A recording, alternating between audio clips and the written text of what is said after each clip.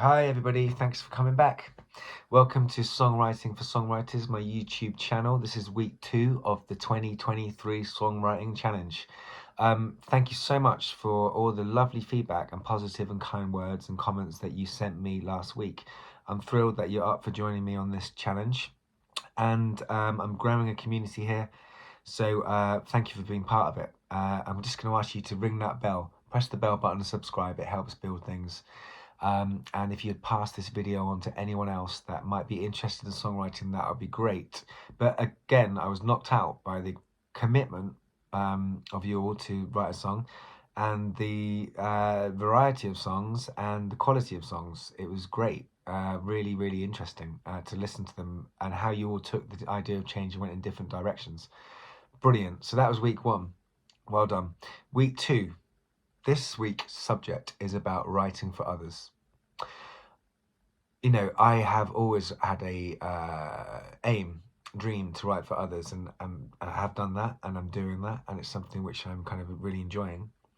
And across the ages of songwriting, there are many songwriters who are artists in their own right who've gone on to write for other people. Obviously, the Beatles did that.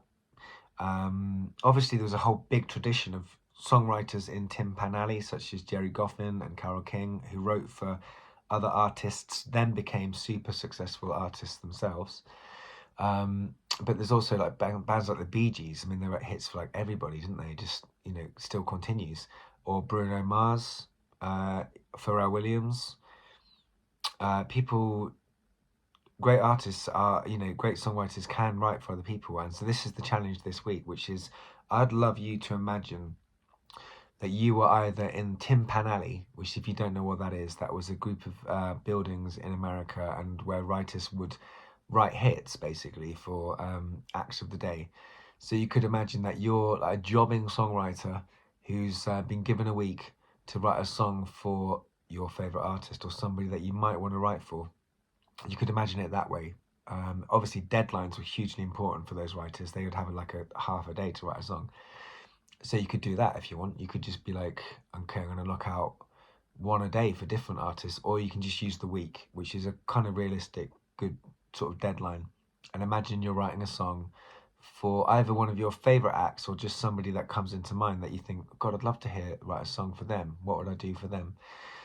We did this actually, my band, The Gravity Drive. This is an album called Supernatural, and we did it with a producer called Ourra, who is an electronic artist, and it was very different from the way that we and I write. So the way I kind of approached it was to imagine I was someone else and we were someone else.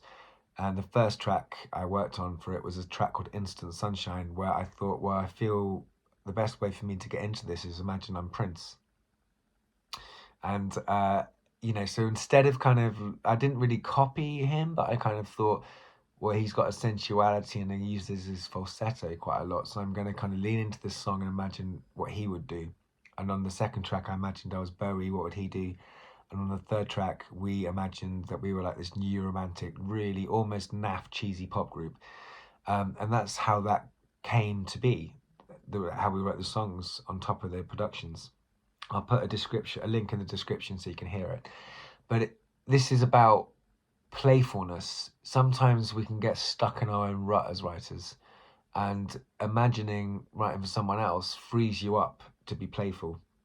So you could also, you know, you could literally think, I'm going to write a song for Marvin Gaye, or I'm going to write a song for, you know, Britney, or I'm going to write a song for whoever, even your favorite obscure band that nobody knows about, you know. Or you could imagine, you know, like how Rick Rubin took Nine Inch Nails, Hurt, and gave it to Johnny Cash, and it became this whole new thing. You could do something like that, where you think, okay, I'm going to imagine, for example, I'm going to imagine someone. Who am I going to imagine? I'm going to imagine Annie Lennox fronting a kind of folk band, and she's going to get really pastoral. Or I'm going to put her into like a heavy rock band and see what she would do like that. You could take an artist you love and write them a song which is out of the genre. Or you could sort of think, God, if you've always thought, God, I'd love to imagine if T-Rex had done a Bond song, how would that sound? Or if,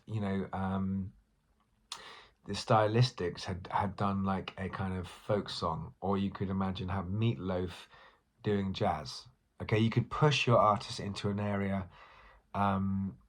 which you'd like to have seen them in, so you could write a song that way. Or you could just have fun and just imagine you are literally kind of, Amy Winehouse, or literally whoever you think of, or Morrissey, and you can just write a song like literally something. Enjoy being them for a second, see through their eyes, and just bring out that aspect of them in your writing. You could do something. Just imagine you're them. So that's the challenge. It'd be great to see who you think of straight away in the comments. So just imagine what you. I'd like to hear your first thoughts. And then once you have written the song, video it on your phone, upload it to YouTube, put the link in the comments, and I will attach all these songs into a playlist for this week. So the basic thing this week is have fun. There is no subject to set this week. There will be next week. But this week it's about playfulness. I want you to imagine you're someone else, or imagine you're writing for someone else, and let's hear what you would do. It's fun, it's playfulness, get clever, get quirky. If you're a guy, and you imagine you're a girl. If you're a girl, imagine you're a guy. If you're whatever you are, imagine you're something else, whatever.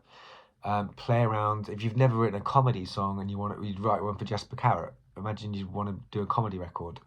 Just think of that kind of thing. Be playful, because that playfulness frees us up sometimes. We find new ideas, new ways of writing.